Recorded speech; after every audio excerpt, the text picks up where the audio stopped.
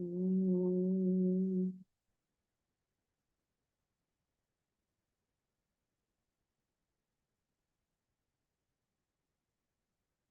Om Sahana Vavatu Sahana Punatu Saha Viryam Karavavahai Tejasvinavadhitamastu ma Vidvishavahai. Om Shanti Shanti Shanti.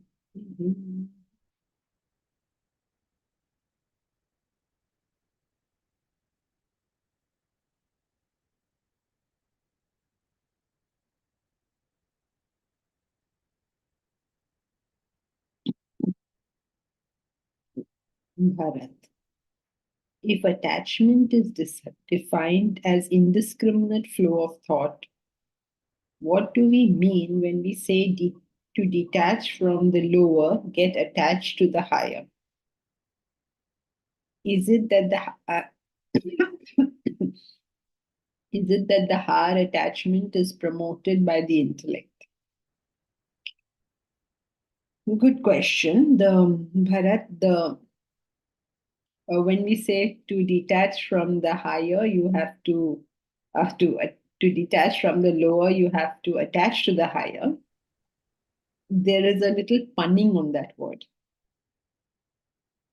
The only way for you to get attached to the higher is if the intellect directs that thought.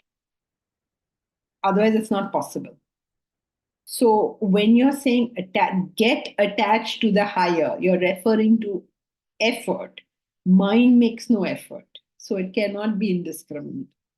It is a discriminate thought flow where you are very consciously doing something and therefore you are not interested in something else. So it is not attachment at all. And when it becomes attachment, it's time for you to grow some more. But it's poetical. It is a usage. There is no attachment in that case. The moment it becomes attachment, you will have to get to the next level.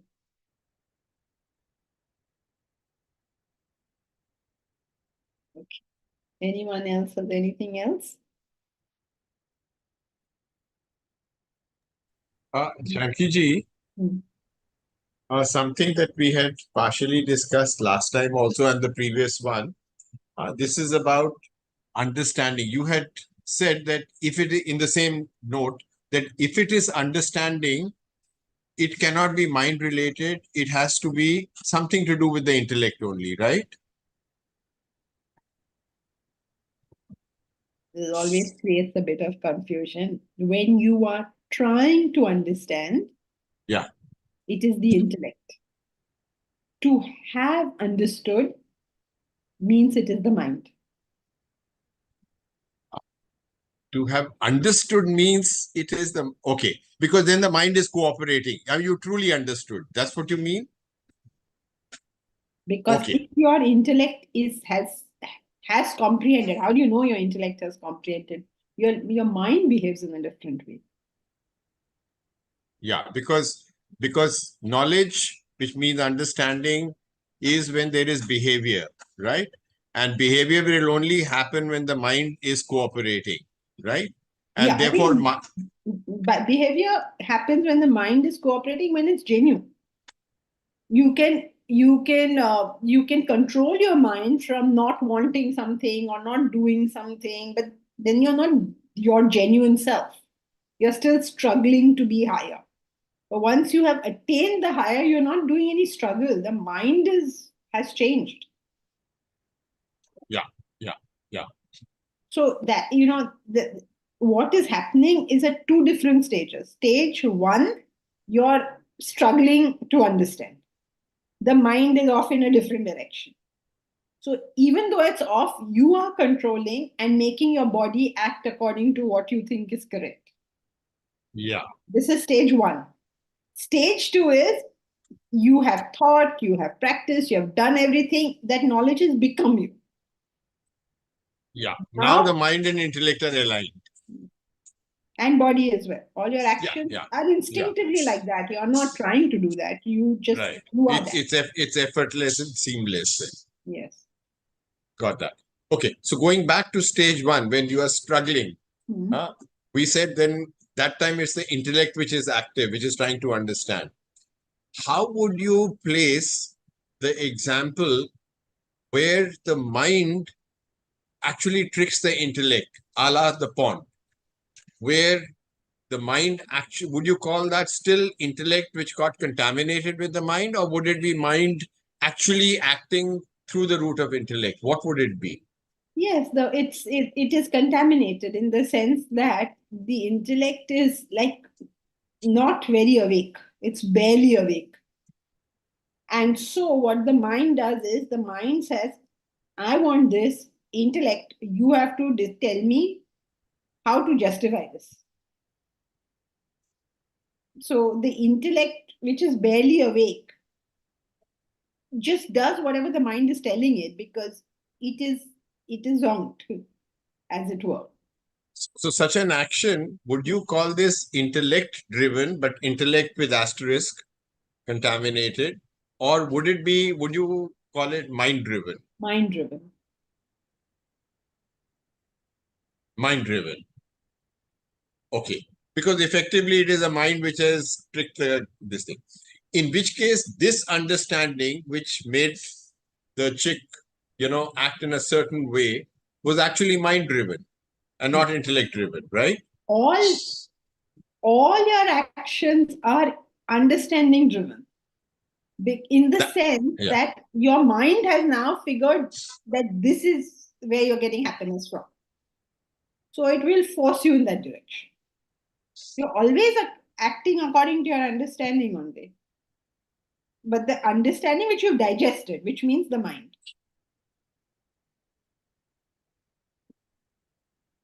Yeah, so one kind of action is where it is the digested understanding. It's a mind absolutely in sync with the intellect, which is ideal, right?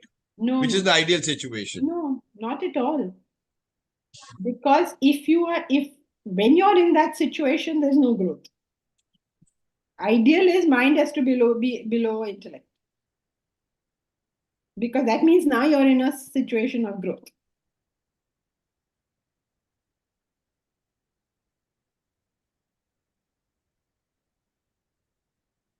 Yeah, okay. So the intellect in this, the understanding was mind driven, which means the understanding can either be intellect driven or the mind driven. Oh gosh, we did the full circle and came back.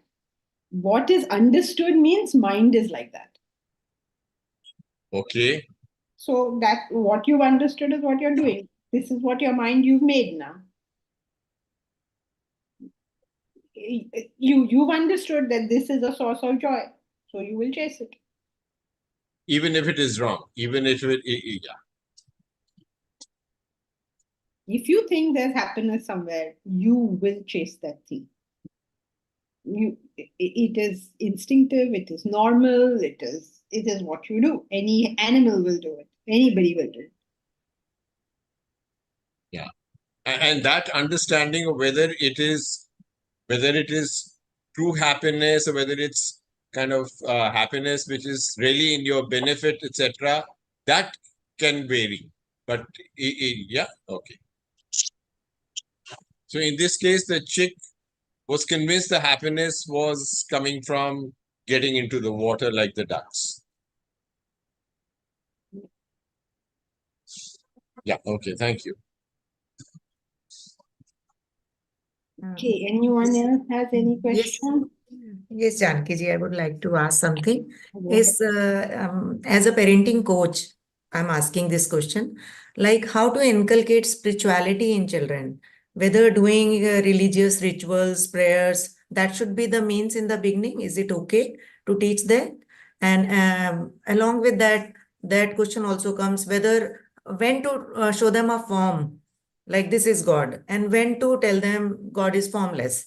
It is everywhere. It's not only in this temple or church or whatever we are showing you the form. So at what age, how should parents guide their children regarding this? That's my question.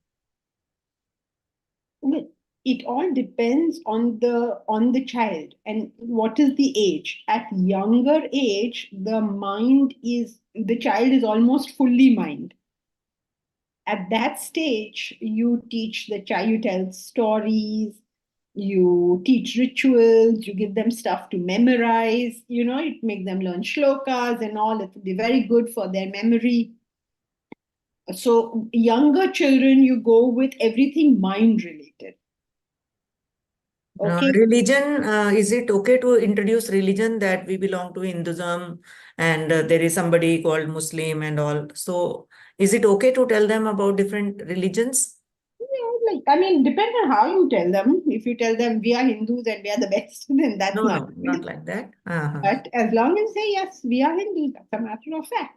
Mm-hmm. Okay, and then there are Muslims and there are Christians and there are everything else. Everybody is doing their own rituals and everybody is okay. Right. It is okay to do Yeah, this. we don't have to say all that. These are the kind of things we communicate without saying anything. Yeah, so it's okay. Like there should be like suppose we are Hindus and there is a temple in the house. Every day we are doing some rituals, some prayers we are singing, and without even knowing the meaning, like Hanuman Chalisa, Gayatri Mantra. Is it okay? Like let them It is decide. good. It is Uh, good. It's okay. very good. So when they ask the meaning of it, when they question, then you tell them. Yeah. Till they don't ask question anything, we should follow all this, whatever is there in our house. Yes. But now you see, how you deal with children is like clay. How you're Hmm. going to deal with it is what is the situation of that clay currently. So very young children, emotions, rituals, memorization, stories. Till what age? Sorry? Very young means what age? Whatever age, any age, but at that age, even if it's 6 months, you can say Gayatri Mantra. What is the problem? No, that's okay. Yeah. You But say if it is Hindu 4 year, rituals. 5-year-old child, the one who understands everything, the same thing can be done. All rituals Yeah. and Now, yeah. So when is transition, you have to see the child itself. okay. But younger children, pure mind, all mind related activities. Bhajans, or if you are Christian, then choir, or if you're Muslim, then the chants, whatever it Namaste. is you in your tradition, it is you do that. Mm. Right? It's all appealing to the mind. Tell the stories. I remember when I was a young girl, I was very curious what are all the stories in the Bible, because I went to a convent school. So my brother brought me this book, Stories from the Bible, Mm. which I read with great enthusiasm. I Mm. like that, or Amar Chitra Kathas, or whatever. Mm. Everybody, each one does his own thing. Whatever you are inspired by, you do that. Mm. With the mind. Now the child grows up. Mm. As the child grows up and asks questions, then you must answer the question honestly or say, I don't know. Because you're communicating values by the way you behave. It's not just by teaching all these rituals, but the way you behave. Don't tell the child to tell lies. Many parents tell the children to tell lies. You don't tell lies. The best way to train a child is to do what according to you is correct. So in That the role modeling is the first principle of parenting as such. so first you do it. Secondly, you don't tell them to do it. Two good points to remember. You do it and you don't tell them to. You just do it. You live the finest life you know how to live. The child will become fine. But we don't want to do that. Always, I see so many people. I want my children to study Vedanta. I can't be rude, but I want to say, I want you to study Vedanta. Children forget you first, Right. first you stand on your own feet. You're thinking about who I'm going to teach Vedanta to. First, you do your own stuff. So, live the finest life you can. That's the Mm. best advertisement you can have for Vedanta. Just live the finest. Now, as the child grows, okay, and asks questions, then you have to answer those questions as honestly as you can. Is our God better than some other God? Then you have to answer as honestly as you can that I don't think there are different gods. Different people call God by different Yes. names, and we can call whichever God we prefer, with whatever name we want. I don't think God minds which name you call him. Just like I call you this and so calls you this. Honest, straight answers. Then why we worship God and not anybody else? If God is everywhere, why we are worshiping a particular form? If that question comes, Yes. why Rama is considered God and my brother is not? I'm not worshiping my brother and I'm worshiping Rama. Why is it that? Like if there is a question from a child like that, how to answer? What is your honest answer according to you? Say that this whole house is mine. I can sleep anywhere I want, but I sleep in my bedroom because I have designated that place to sleep in. So What how I dare say you? is like this question came, and according to me, whatever came to the mind, I said that. I just said because they had godly qualities, they were born with that, and they were showing, they were behaving like that. So even if we have those qualities, even we can be gods. So Not people we will can be. worship. We are gods We are regardless gods. of Yeah. whether we have those qualities or not. Mm. Everybody has those qualities, except in some people, it is completely submerged. Yeah, So, covered. yeah, Kabira has a very beautiful doha on that. He says, "Ghat ghat mera saiya, घट घट मेरा साइया सुना घट नहीं कोई बलिहारी व घाट की जाघट परघट होए." Understood. So for those who are not familiar, Hmm. ghat ghat mera saiya, on every ghat and everywhere is my beloved, is God. God. So ghat ghat mera saiya suna ghat nahi koi. There's no ghat where it Place. is not, where he is Yes. not. Balihari is this thing when we do, Balihari. मैं आप पे बलिहारी हो जाऊं, like I that. adore you. I adore you. So Balihari va ghat ki, but Shame prakat ho. yeah, but all my adoration and reverence for where जहाँ उस घाट पे जहाँ वो प्रकट हो, where he gets manifested. So Hmm. people who are very great, he's manifesting there more. Hmm. In the criminal, also he's there. But because Hmm. that person has piled on so much dirt, it is not manifesting. Right. One last question regarding this. Wait, I've not finished the first question. I'm sorry. I'm sorry. So, early childhood, all the emotional side. Later on in childhood, when the intellect starts, reason and rationality. And if you're introducing the subject, you have to see who you're introducing it to. Because sometimes you're introducing it with your own child, you can introduce very early. But if you're going to be teaching it to children, that child may come to you at 15. Hmm. When you're introducing, Hmm. then you can't say, let him ask. Then you Hmm. have to introduce with the Yes. Yes. at that age. Hmm. Yes.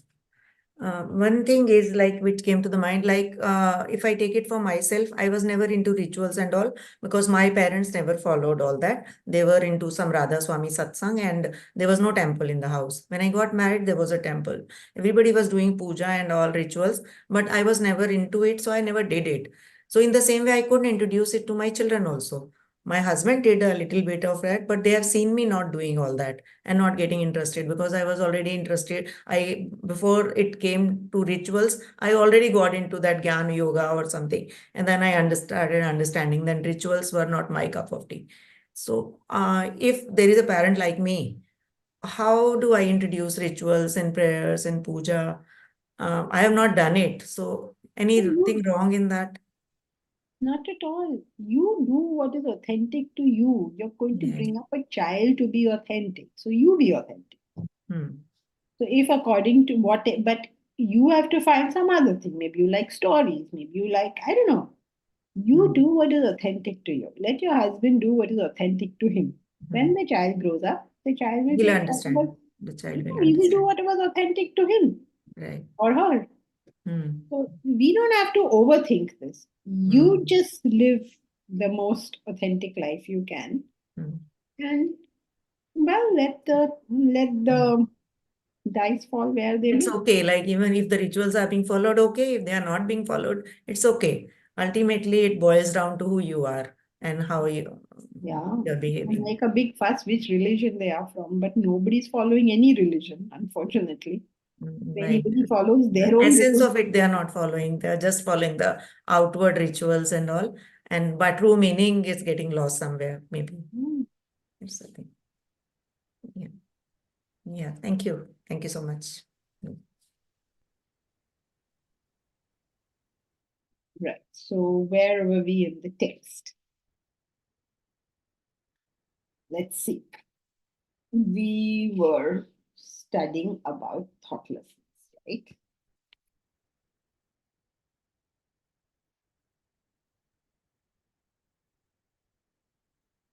Thoughtlessness is a contribution of Vedanta to world thought. Strange to say, but that's a fact. In every intellectual pursuit in this world, whatever it be, whether it's philosophy or science or whatever in the world it is, every single of these pursuits tells us that through this pursuit, you will find the truth. Science feels, right? That, oh, this is the truth, and we are going to find it, and the Big Bang took place, and Darwinian evolution is correct, and we will learn more, and this is nuclear physics, and so many things, and we are going to now figure out what the wormhole is, the various dimensions, the string theories.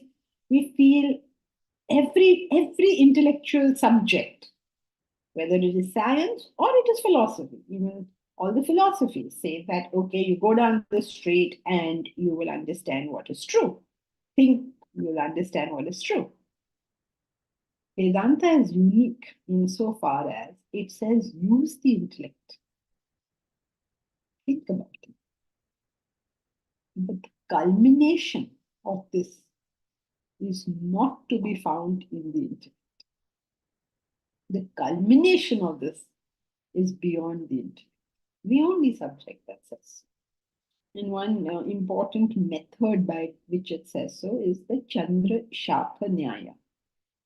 Nyayas are these, I don't know what to call them. They are these sort of very illustrative examples of what they're trying to tell us. You're familiar with the Chandra Shakha Nyaya. Chandra Shakha Nyaya? Yes, analogy is a word for it, but correct, you're right. You can call it an analogy, the analogy of the moon. But Nyaya usually refers to a method of logic. Anyway, we don't need to go down that way. But um, Chandrashakha Nyaya means that there is a moon on a bright, sunlit day, and you see the moon, but your friend doesn't see the moon. So how will you show this moon to your friend? You say, okay, look at that tree. So can you see that tree? Yes. Okay, go up that tree. Go up that tree. Can you see that branch over there? Yes, I can. Can you see at the tip of that branch there are two leaves? Yes, I can. Now you peer between those two leaves, you'll see the moon. I say, oh yes, I can see it now. Right? This is the Chandrashakha Nyaya. What is its point? The point is that you use the tree, a terrestrial object, to understand an object in space. It sounds crazy, right? How can you use something on Earth to understand something that's happening in space? But you did. You showed him the moon using the tree, which has got nothing to do with the moon. Vedanta says that Vedanta is that tree and it has got nothing to do with the moon. I do not know any other subject that says so. In one fell stroke, whole subject removed, finished, useless. That tree has got nothing to do with the moon. But you will see the moon because of the truth. So Vedanta is like that. So the point of all this thinking on Vedanta is that eventually you have to reach thoughtlessness. And that's the sonam bonum of the ultimate truth. So ultimate truth means going beyond the intellect. Mani bhava.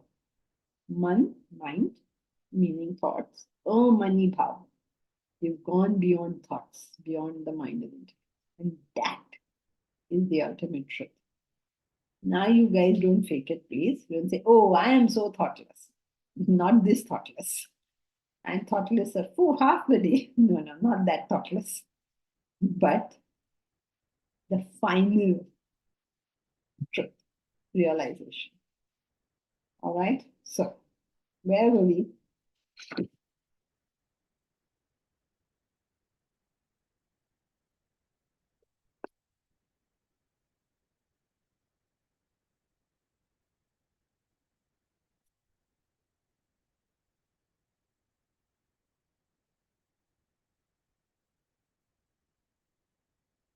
Knowledge is thought enlivened by pure consciousness. Thought by itself does not know.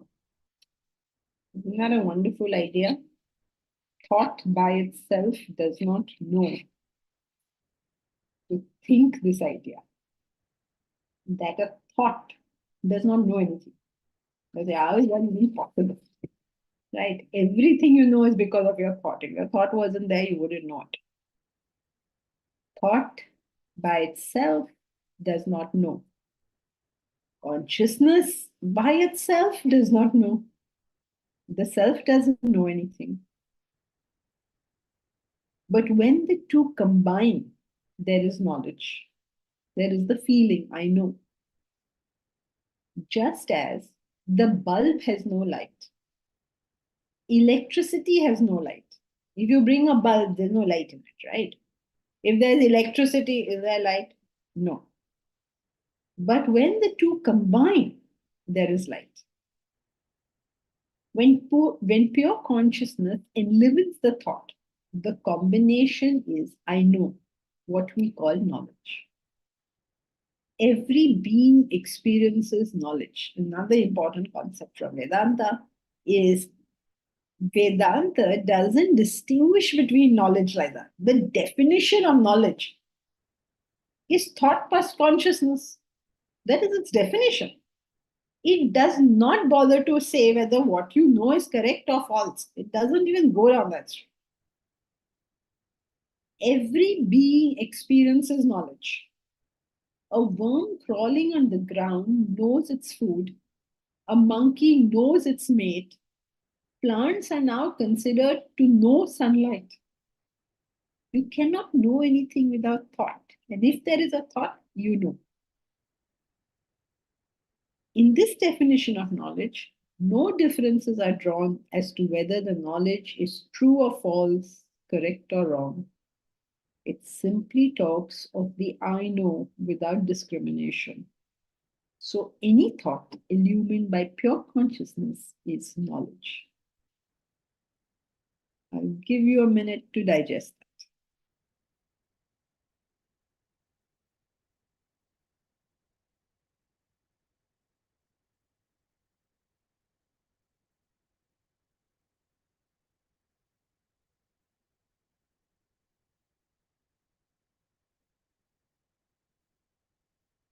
Two important ideas in this paragraph. One is knowledge is equal to, can you tell me?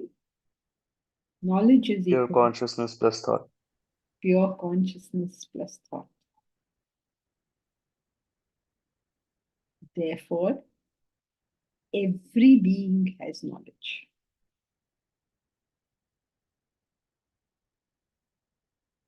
We don't say that the criminal has less knowledge than the saint. We don't say that the dog has less knowledge than the human. Thought plus consciousness is equal to knowledge. I mean, it's almost reduced. Now you think about it, all your science is in thought. So that worm crawling on the ground and Einstein doing his E is equal to mc squared brought on the same level. Terrible, no? It sounds terrible that this was done. Well, that's what they've done. So if we go with this, then what happens? As long as thought exists, pure consciousness cannot be known. Right? Because remember our formula, thought plus pure consciousness is equal to knowledge. So what is pure consciousness? Knowledge minus thought. Knowledge minus thought. What does that even mean? Knowledge minus thought means what? Can't get it. I mean, there's no way we can get it. As long as thought exists, pure consciousness cannot be known. The absolute reality cannot be known. When the thought is removed, what remains is pure consciousness. Pure means the absence of anything. Copper is considered to be pure if there's nothing other than copper in it. Pure oxygen means only oxygen. Pure consciousness means only consciousness, nothing else. Just try and wrap your head around that. What is consciousness without a thought? As far as you know, this is not possible at all. Just think. People say, are you conscious? And then what will you say? Are you conscious of what? Or are you aware of what? And I say, are you aware that the class is on? Yes, I'm aware that the class is on. Or I'm not aware, I've gone to sleep. One of the two. But either way, always there's an object in your consciousness. Isn't it? You can't. You can try it. You say, no, I'm just going to be conscious and I'm not going to be conscious of anything. Try it. See you. Any is possible? It's just conscious without being conscious of anything. Like for me, I'm going to try. Okay, I struggle to be just conscious. But I'm conscious that there's this laptop in front of me. I'm conscious, right? That this is the temperature of the room, too cold, too hot. How is it possible to be conscious but not of anything? Impossible. It's an impossible state. You can try. Thousands of sadhaks before us have tried, and thousands will try. Try to be conscious because your eyes have tried to be conscious without being conscious of anything. And you know that you're conscious of that darkness you see. It's impossible. You can't do it. So therefore, what have we understood from this? The presence of thought prohibits reality. You can't know it. You can't know consciousness without thought. So as long as the thought is there, you don't know reality. The reality exists beyond it. Thus it is said that the state of reality is where the knower and known demarcation breaks down. Okay, this is almost Upanishadic level, so none of it is comprehensible. You just have to swallow it. How can knower and known demarcation break down? How is that even possible? If you think about it, if you're the knower, at this very moment, you are knowing something. So there are two things. There is you, the knower, and there is something you are knowing. But in reality, you cannot have that. I mean, that's what they tell us. We don't know whether it's true or false. I mean, this is only what we are told. The knower and known demarcation breaks down. There is no knower and known. There's only one mass of consciousness. There is no subject, no object. There is only one mass of homogeneous consciousness. What is it to know? To know means to be cognizant of how things really are, to know what exists. Okay, this much we can understand, right? So finally, there's some statement here that you can comprehend. Oh, sorry, there's some message here. I didn't see that. Ch10.2, no matter in nature be pure. Combinations make it useful. Yes, it makes it useful for us, but it is not pure. It can't be. It's not capable of it. But how pure? As much as it's only that thing. So the definition of purity is only that thing. Mhm. So now where were we? I have a question. Yeah. When we say pure consciousness is all knowledge.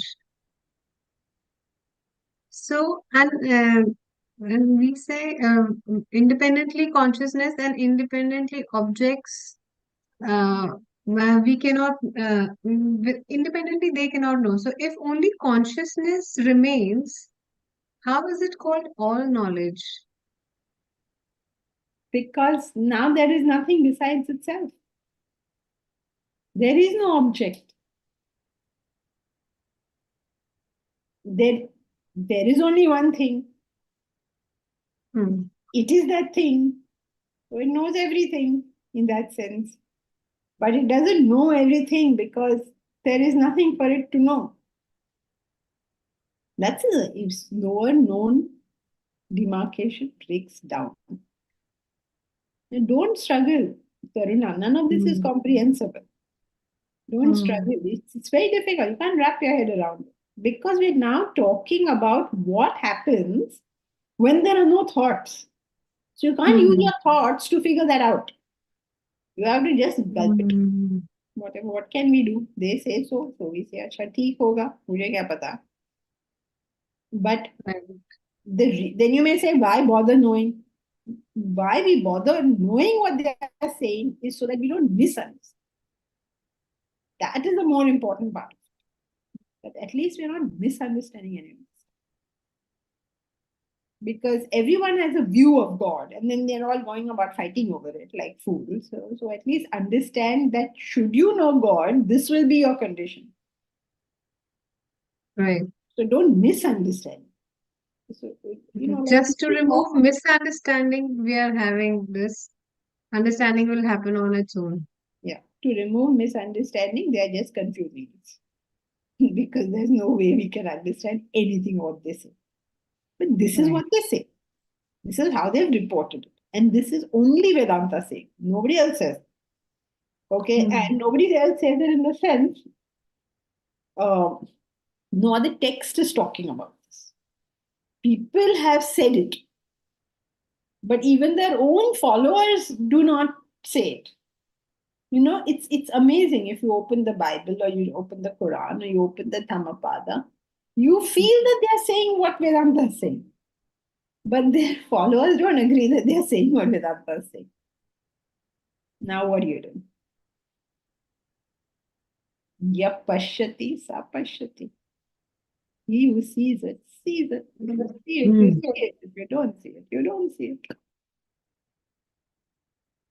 So, but don't struggle to understand. None of this is comprehension.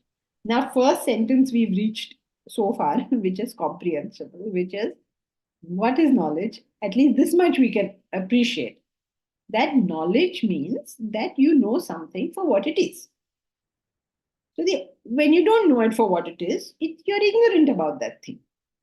So much we can sort of appreciate. Okay? This is the first sort of sentence that we understand it means, right? You understand this sentence, no? However much the previous was out of our comprehension, this is clear. What is it to know? To know means to be cognizant of how things really are, to know what exists. This we are in agreement, right? When we see a mirage in the desert and believe there is water, we know that that is not knowing. We say that person's ignorant. He sees a mirage where there's actually a desert. When we see a person and believe that he's a good person, but he's really a cheat, we don't know him. That's what you'll say, right? Oh, I didn't know that he was such a cheat. We can ask such questions as, do you know Mark Twain's real name was Samuel Clemens? Think about this question. It's a very philosophical question. Do you know that Mark Twain's real name was Samuel Clemens? You can ask this question, right? That means we have a concept of reality beyond or in spite of what is perceived. That means we have a concept of reality beyond or in spite of what is perceived. Correct? This is clear, right? I hope this much is clear. That means every one of us can understand this notion that it can appear something but be something else. Correct? Everybody is clear about that, right? It can appear something and be something. The sun can appear to rise but be stationary. A man can appear to be good but be a cheat. So that means every one of us instinctively can understand a concept of reality beyond what is perceived. Right? We look up at the sky, we see the stars now, but what we are seeing is the star many light years ago. Many light years ago, many years ago. Sorry, that seems to be a mismatch. We are seeing how the star was many years ago, maybe 100,000 years ago. I think there is a concept, light years also, it is said. It's right. No, light years is right. But ये not light Earth. year, light air में कितना चलती है उतना year. There is a concept, I think. So it's okay. No, of course there's a concept, but you can't say seeing the stars many light years ago. You're seeing the stars many years ago. Why you're seeing something so many years ago is because it is many light years away. We don't see the stars as they are now. So our now is different from the stars now.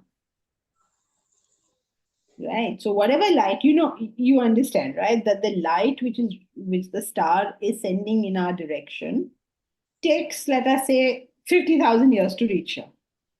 So by the time that light touches my eyes, 50,000 years have passed. So I'm seeing that star now as it was 50,000 years ago. So my now and that star's now is very different. Isn't it? Then which is the real now? What is the real anything? Between superstition and science, science is the real thing. But is science the ultimate? Is there a reality beyond science? If Newton replaced the Dark Ages and Einstein replaced Newton, you know that, right? Einsteinian physics replaced Newtonian physics. No, not replaced, but added. Will someone replace Einstein? If energy and mass were found to be the same thing, then would consciousness and body be found to be the same thing? This is what Vedanta says. Consciousness and body is the same thing. That's impossible. How is that even possible? Many questions can beset the inquiring mind, but the fundamental one is the same. How are things really? What is the reality of all of this? Okay. thousands of years ago, deep in the recesses of the Himalayan jungles, in the peace and solitude of that ethereal air, the Indian sages and masters gave out a description of reality, how the world really is. Through thousands of years, they all came to the same conclusion. They call that reality Brahman or Atman. Remember, through thousands of years, it's not like one guy got up and said it. Through thousands of years, they reached the same conclusion. I guess we should stop here and give you a chance to think about what we have just read. Because all of this is so complicated. Why are you eating my head with so many complications? As it is, the book was complicated. I thought thoughtless will be very good. Thoughtless, now I don't have to work. More work. Terrible, no? 2 minutes, I'm going to give you all perfect silence to just wrap your head around what we have done.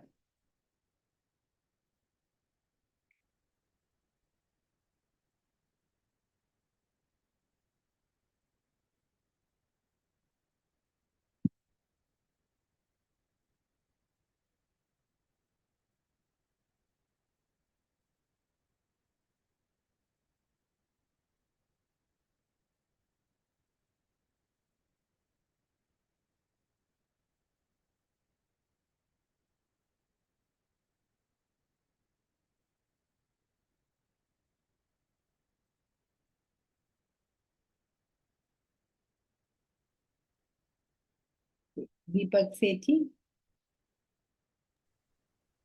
No, actually, mine was more of a question, not something coming out of tapping the head, but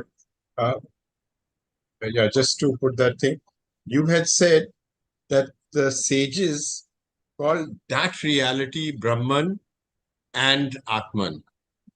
Now, the question is that it seems there are sages and sages and masters who came across that reality and called it the Brahman. Now, what is that reality, which they call Brahman? And that is only in their mind what that reality is. People who are not them will not know what that reality is. No, but that is what they're saying. That's not true. It is not in their mind. They have indicated it as something amani bhava. That's the word. When you've gone beyond your thoughts, it's not that it is in their mind, in which if it is a thought at all, they do not accept it as reality. So everybody has, if they have to agree on this, they will have had to come to the same absence of thought.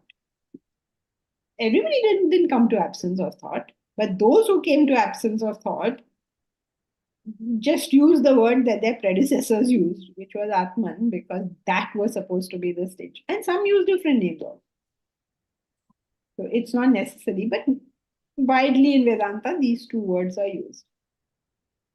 There's some people use tattva, essence, vidya.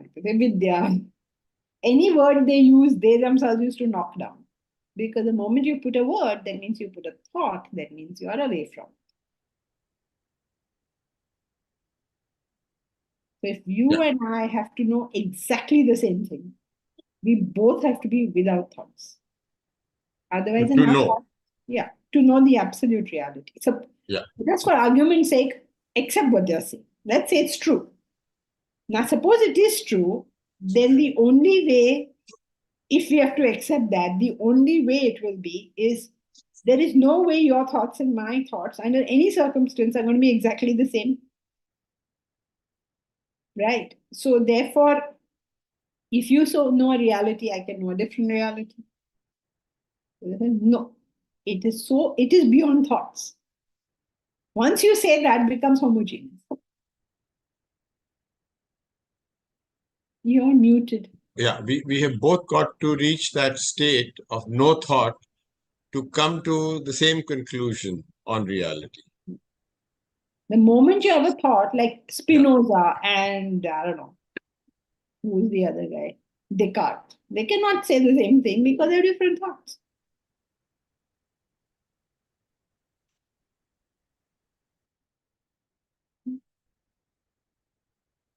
Pravesh, only I is real. Yeah, yes, that is true. But all of this is just words for us. Because when I'm saying I today, I'm not seeing myself as that thoughtless being. For me, I are the thoughts I have. I feel this, I feel that. These are my thoughts. So while your sentence is correct, that's not really what our experience is. Anubhuti Yadav, are you new to this class, Anubhuti? What a day to come. No, ma'am. Oh, okay, good. You've been coming on, yeah? Yeah. Good. So, Janki yeah. the whole question is about dropping your thought. Then, what is it, whether the thoughts are pure or impure? No, that doesn't make any difference. Why we have to purify, taking so much struggle then? Good question. Yeah, very good question. Fortunately, in Vedanta, we are doing it after thousands of people have done it. So, thousands of people have asked this question and they have written the answer down. So, we just have to read the answer out. It's very, very simple in Vedanta. So, why will we bother purifying ourselves so much? So much karma you have to do to purify yourself. So much bhakti, so much jnana. Yes, my time. All I have to do is reach zero thought. Let me try that instead of doing all this purification business. And it sounds reasonable and logical. But the problem is that when a thought is gross, you cannot detach yourself from it. It will not split from you. The moment when you subtleize it, it sort of thins out. And then it can separate. One example which Swamiji had given in Vedanta treatise, which I think he in later editions, I can't remember whether he removed it or not. He compares it to carding of cotton. You know, when they collect cotton, it is full of dirt. So they card it, means they like sort of beat it up. And when they do that, the fine strands of cotton, they sort of fly up. And all the muck and the dirt falls down. And so it's like that for us. When the mind is got dirt, it sticks. But when it becomes pure, there's nothing to stick to. If that gross dirt is removed, has to be removed. Okay, so why we purify our minds is we cannot get over the mind until the mind has become pure. Another good example of this is, good example, but not as good as the carding example, is a horse. A horse is untrained. It's a wild horse. Okay, so now you're sitting on that wild horse. So what will you have to do? You can't jump off this wild horse, you will break your leg. So what do? First, you bring the horse under control. Then you can slow it down. Then you can get off. So your mind is a wild horse. First, you direct it with the intellect. You slow down its nonsense. And then hopefully at some point you can jump off.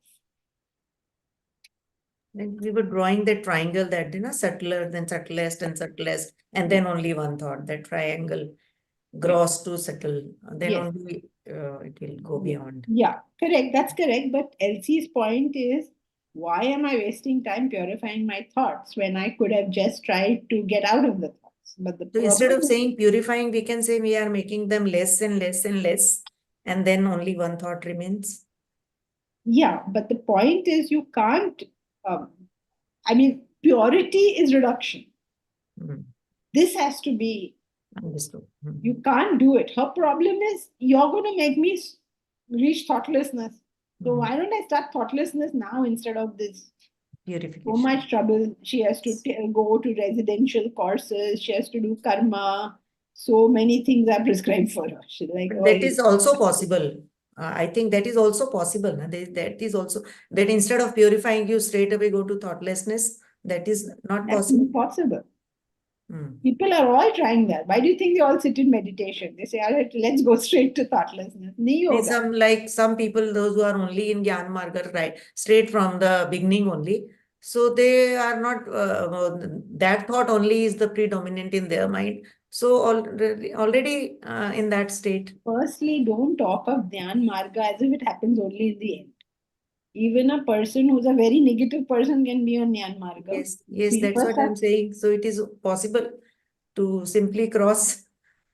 No, that's what I'm saying. You're assuming that if you're a Dhyan Marga, you're in a higher position. No, not at all. Not A higher Bhakta position, may but be, ultimately everybody has to understand that only. wait, go step by step. Can you lose thought without purification? Not possible. Because dirt sticks to you. Then And you may fall you again. have to use all the three yogas to remove the dirt. You're okay, Elsie? Yes, yes. Then Mukesh Pajaria. Good evening. When the sages gave us the answer, was it experience they expressed, or that is still a thought? When the sages give us an answer, it is a thought. But what they experience is thoughtlessness. But to communicate to us, they have to use a vehicle we get, no? Yes. Otherwise, how? I mean, they will sit in silence, so humko kya samjha usme? So therefore, to communicate to us, they use a vehicle which cannot be used. And that is so beautifully shown by Ganesha riding a rat. Now, this rotten Ganesha, how on earth this fatty is going to sit on a rat and get anywhere? That rat will get crushed. So that's what it means, that the wise people have to use thought to communicate.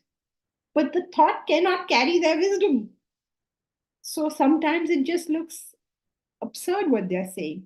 I mean, if you read this and you said, oh, this is all absurd, you couldn't be blamed because none of it is comprehensible. So that's this whole symbolism of Ganesha sitting on a rat to move around. How? Makes no sense. Can you imagine? Imagine, can we sit on a rat and move around? Now Ganesha is an elephant god. How can an elephant sit on a rat? So that's what it shows. So when they have to express it to us, thought. What they know is thoughtlessness. Thank you. Jay Chandran. Even so many years, my thought can't be purified. It holds on its place. How can I overcome? How we overcome? Same thing. Karma yoga, bhakti yoga, jnana yoga. Get involved. Firstly, morning study to understand. Then some amount of volunteer work. Then some amount of bhakti. And you have to somehow fit this in your life on a daily basis. Because do what you think you're here to do. Otherwise, you live dichotomous lives. Say, no, I have to go to work because I have to earn my living, because I have to pay for my students, my children's education. When you start looking at life like that, then it becomes a burden. So you start from where you. I think that I should realize the self. Now that I think so, what am I supposed to do? I'm supposed to follow my swadharma. What is my swadharma? I'm grihastha. I'm assuming you're a grihastha. You're a grihastha, right? You're a householder. So then, no grihastha will have children. That means I have to look after children. What else am I supposed to do? So even when I go to work, why am I going to work? To realize the self. So when I go to work like that, then I am doing Karma Yoga. So then I'm not in competition with anybody for anything over there, because I am doing this because I have to realize the self. And it's amazing when you think like that. Suddenly you find you're getting you're getting the promotion, you're getting everything, because you just do the most sensible thing to be done. It's a most incredible phenomenon. And I wish you will all experience this fantastic phenomenon, that when you are simply not interested in something, how well you can do it. And how coolly, how perfectly, how productively, how happily, and how happily you can enjoy the success of others.